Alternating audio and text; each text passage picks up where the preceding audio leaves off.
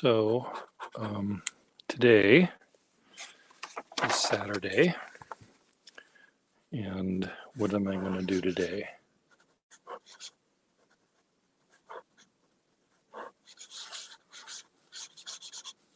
Keep playing with pens, I guess. My most recent pen is this one, and I'm trying to unscrew the section so I can fill it with ink, but it's very tight. So you soak it in water, and hopefully the water will loosen it all up. But I'm going to see if I can make it easier for that to happen by taking out the nib and feed, so that water can get in from the inside as well as the outside. There we go.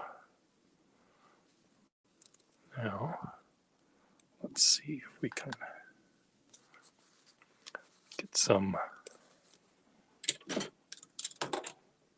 get an eyedropper here with water.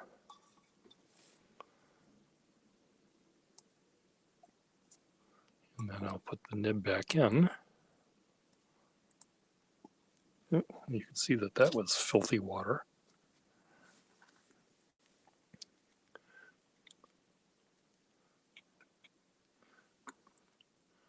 These spoon feeds, they're quite interesting. Sometimes they've got one big long spoon, sometimes one little tiny spoon, sometimes 3 spoons on each side. So now it's filled with dirty water, which is slightly blue in color. And hopefully it'll start seeping into the threads from the inside. I'll put it back in the water to soak it from the outside too. But nice.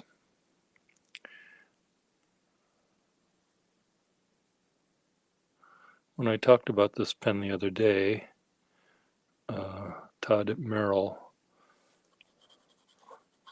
took not offense at, but became a little combative, shall we say, about gold. He likes gold, I think, more than silver, and I'm an argentophile. I love sterling. Partly because the sterling is solid all the way through, and so no matter how worn it is, it's still the same metal. Whereas here, brassing or plating or something, and again, I know there's plated and there's rolled gold and there's gold filled and there's variations of all of that. And I know that some are more infused with gold throughout the entire metal, and others are like plating is only on the top. But to me, this seems like it's worn, the top layer is worn off, showing the bottom layer. That's what I see. If this was all solid, one kind of metal, you wouldn't see this difference. But again, perhaps Todd can explain it to me in person. He and I have tried to schedule, not very hard, but he wants to talk about the Parker Jackknife pen. And I don't not want to talk about the Parker Jackknife dual fold, sort of early dual fold style pen. Happy to talk about it, but we just haven't done it yet.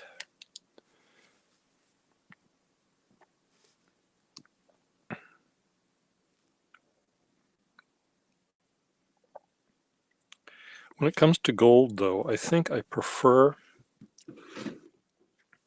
well, I prefer solid gold to anything else, but I think I prefer the wall golds. There's something about them that appeals to me more. I don't know exactly why. Maybe the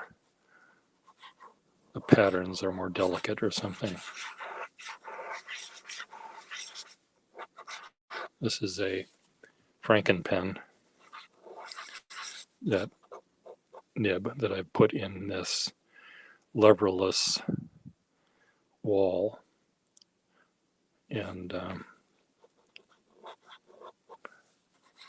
it's really sweet.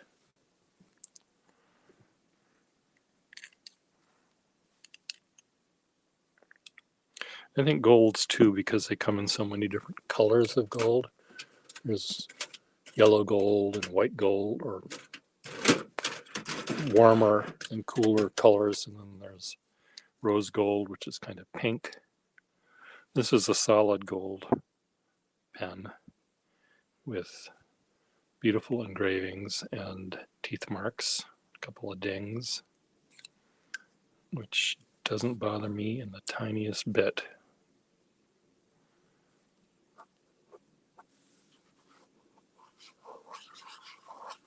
Not even the tiniest bit on this pen. It might bother me in another pen. Another dip pen nib. Really nice, heavy because of the solid gold aspect of it.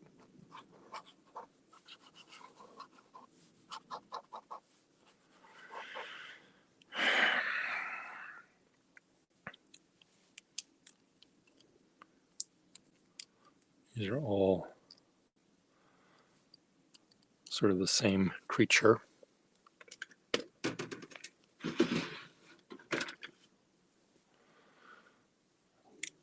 This is not the same creature.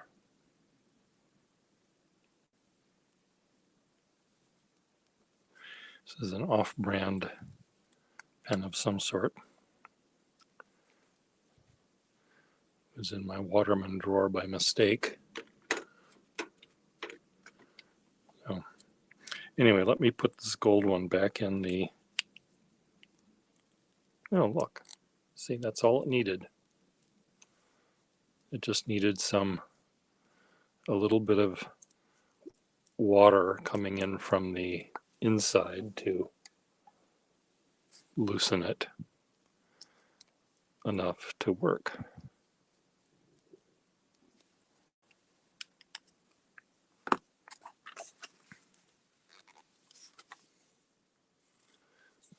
Maybe I'll fill this up with ink and do some drawing with it tomorrow.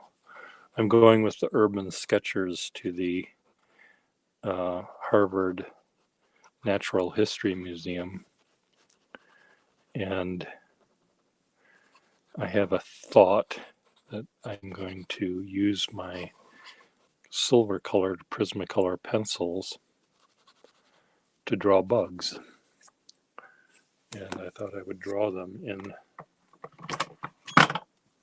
this little photo album.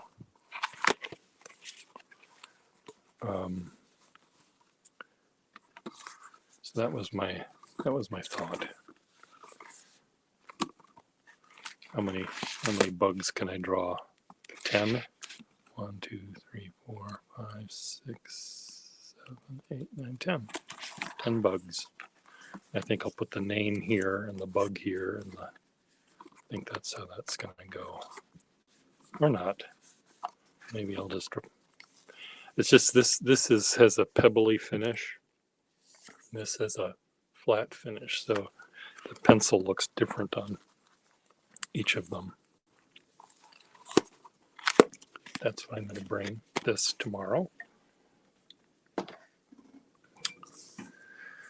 And maybe I can do the same thing using another little book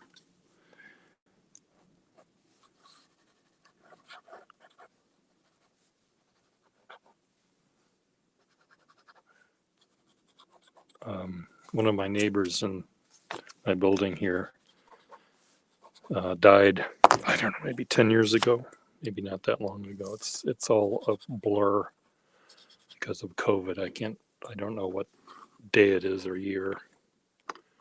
And his widow, as part of the grieving process, and now what do I do with my life?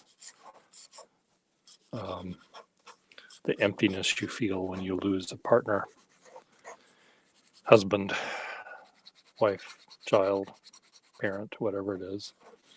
And she went into bookbinding. She took a class in bookbinding, and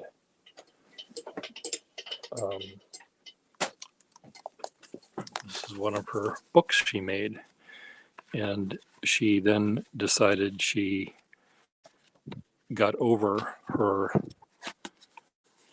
She looked at these things that she had made, and she remembered the grief she was feeling, and she decided, well, okay, and now I'm done with the grief.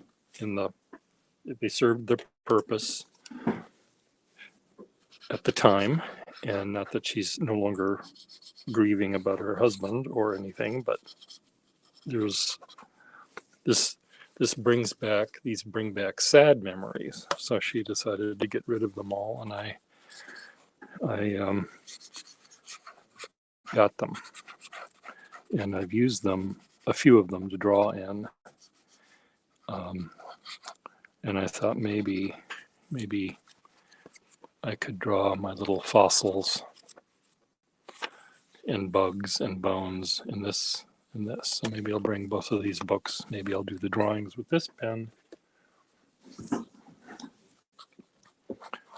in that book and draw with the pencils in the other book and just draw bugs.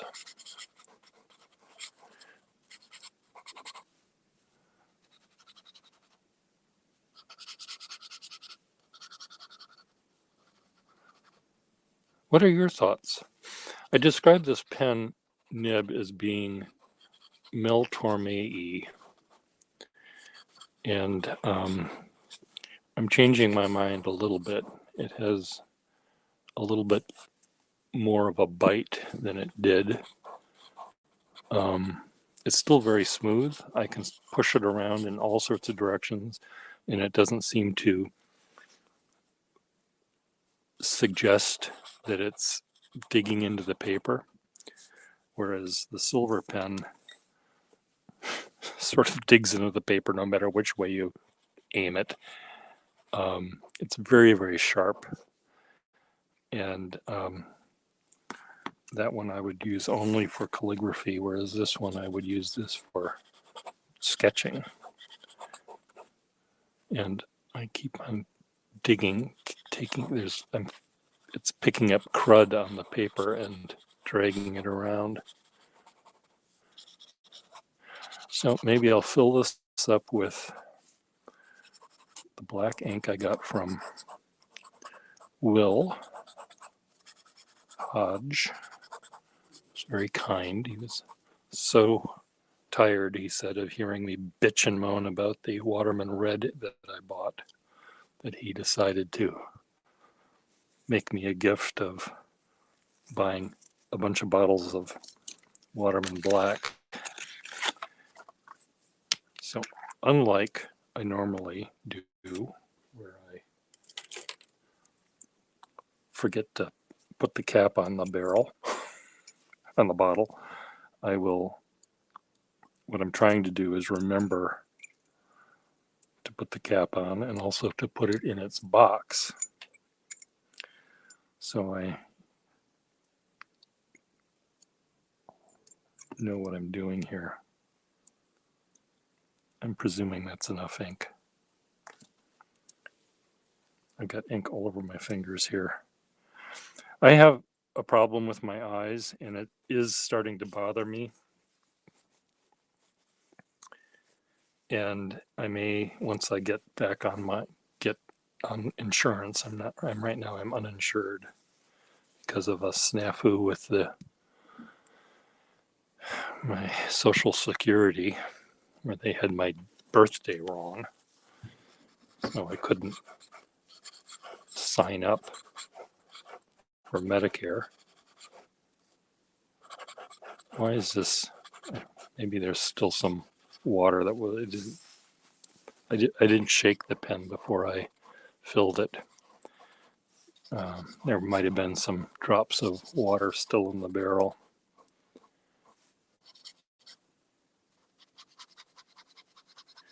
But my eyes are, I have two eyes in my little head, and if I were looking at a straight line, if I close my right eye and look at the straight line with just my left eye, I see that. When I close my left eye and look at this with my right eye, I see this. I see a bump, and this whole thing is tilted. So I sort of have double vision. So when I'm trying to put a cap on a pen and I'm using both eyes, I miss. I'm always doing this. I'm always, I think they're connected, but they're not. They're just, and I miss. And I'm always mistyping on my phone. And usually when I'm doing anything, threading a needle or trying to do anything that is slightly tight, measuring things, doing things like that, I have to close one eye. Now I can have this fixed, but that means someone's going to come in with an X-Acto knife in my eyeball and cut into it and scrape away some sort of scabby growth thing that's happening on the back of my eyeball. And does that sound like it's going to be fun? And I'm going to be awake during this procedure. I don't know if I'm going to be somehow with Novocaine on or something, but it just sounds like, I said, is it going to get worse? Am I going to go blind? Because if I don't get it done, and he said, no, it's not going to get any worse. When it starts to bother you enough, we can do it. So I'm wondering whether it's bothering me enough these days. What do you think, Penn?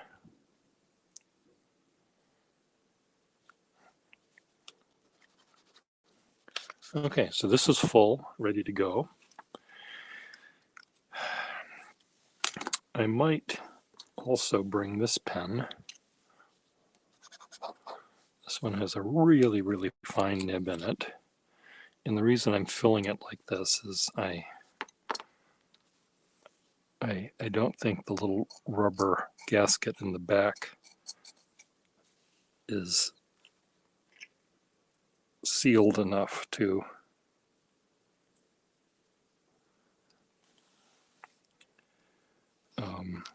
cause enough pressure, air pressure, to change it. So I fill it like that. Hey, Will Hodge. I'm saying your praises about your ink that you so generously gifted to me. So, oops, that one goes, no, that goes here. So now I'm going to put this back. No, I'm going to bring one more pen with me. I'm going to bring this pen with me. Just because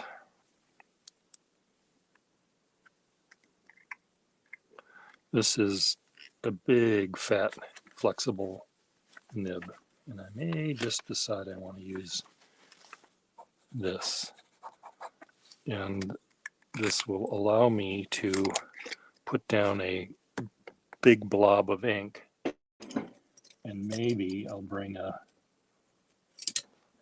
little portable brush and do that kind of stuff with it. That's my plan. Take one of these brushes. Oops. This is filled with brownish ink. Does that bother me? Doesn't bother me too much.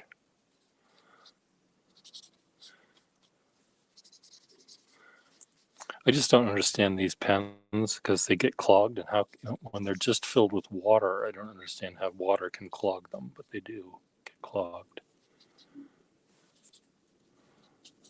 So here, this color plus the black will give me some nice tonalities to play with. Is there enough water in here? I think there is. Just add some more.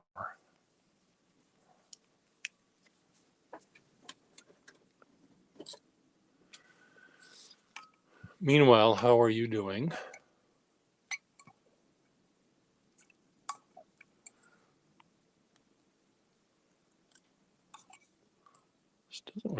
This eyedropper doesn't really hold a lot of drops.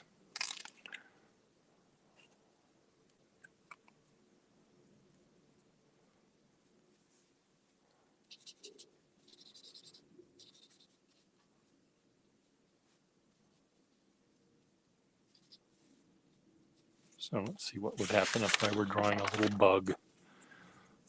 Let's pretend I'm looking at a little bug here. Here's the back and the eyes and the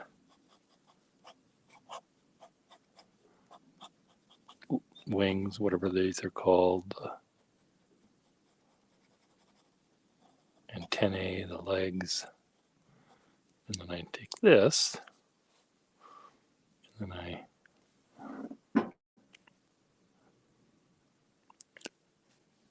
play with this a little bit. What do we think? Add to shopping cart $1 million. We'll see.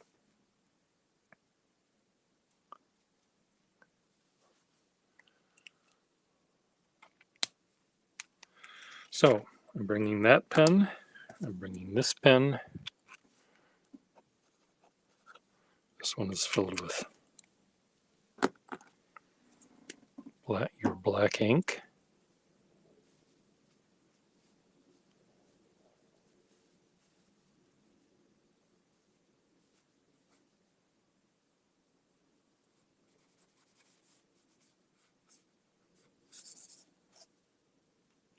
We'll see. We'll wait and see.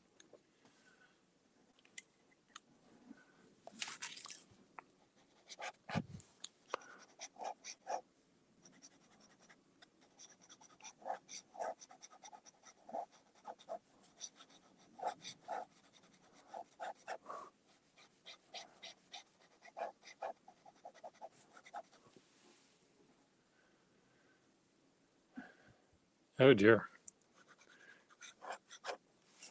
Are you all better and not falling over and doing whatever it is that vertigo does?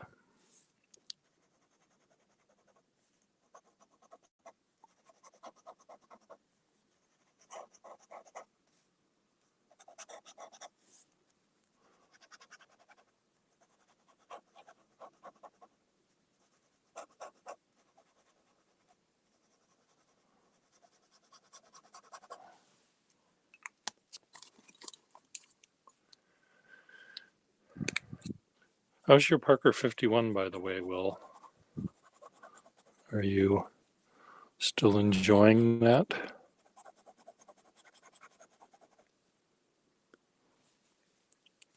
Weren't you waiting to get some kind of ink?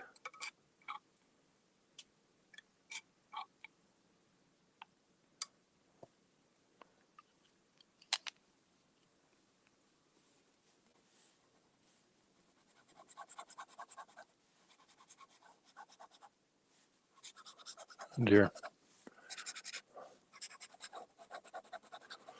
Okay, this, I just put a little bit of, fill this with water. So maybe this would make,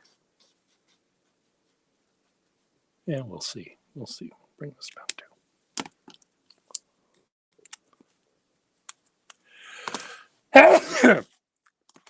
If I bring too many tools with me, I get confused, and I wonder, spend too much time deciding, am I going to use this pencil or that pencil? Am I going to use this or that? And then I don't do anything because I'm spending too much time trying to figure out what pencil to use. But I'm going to bring these pencils, which are silver, metallic silver, and I'll sharpen them up and bring a sharpener with me.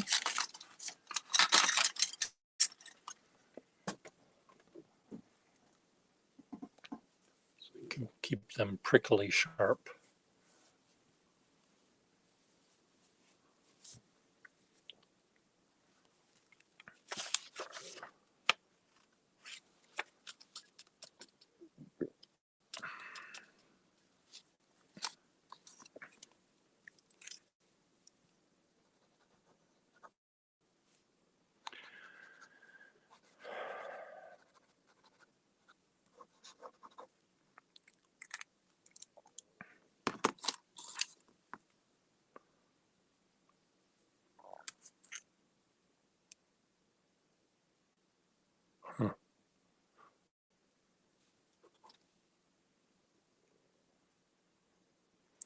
This pen has some old Scotch tape wrapped around the threads here because the threads are so worn that it needed some extra. If I took that tape off, the cap wouldn't screw on. Okay, why is that scratchy going that way?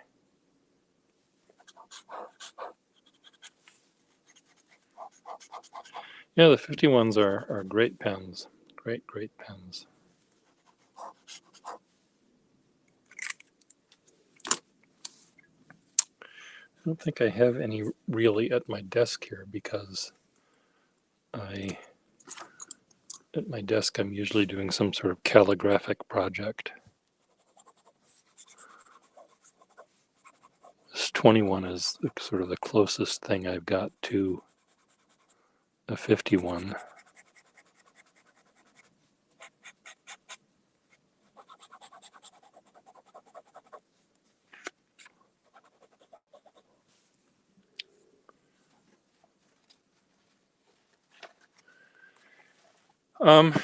I have a collection of them, a small collection of a couple dozen. And I've got a couple of Esterbrook desk pens I like.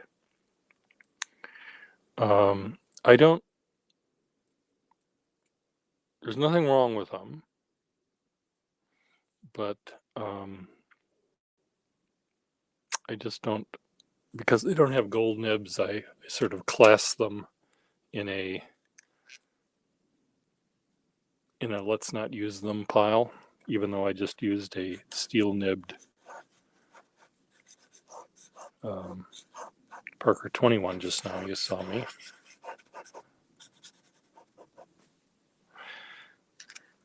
I find them just a little tiny bit boring, I think, maybe.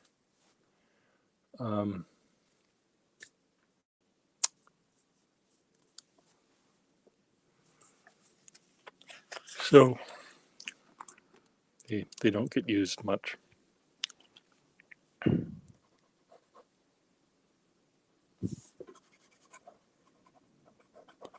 This really puts down a lot of ink.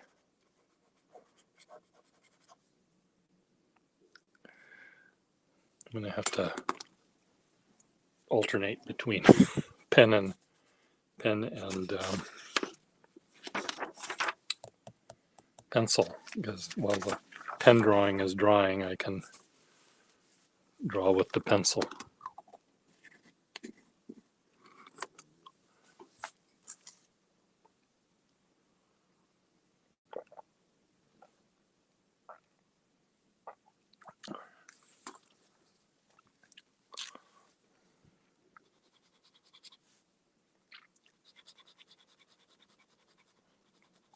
Really delicate, this little pen. Tiny, tiny little lines.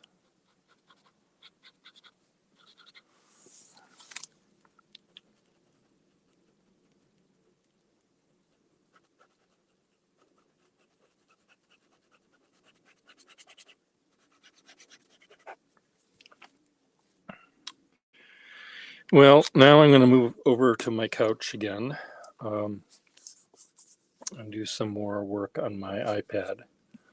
So I will see you later, mister. Nice seeing you. Bye-bye.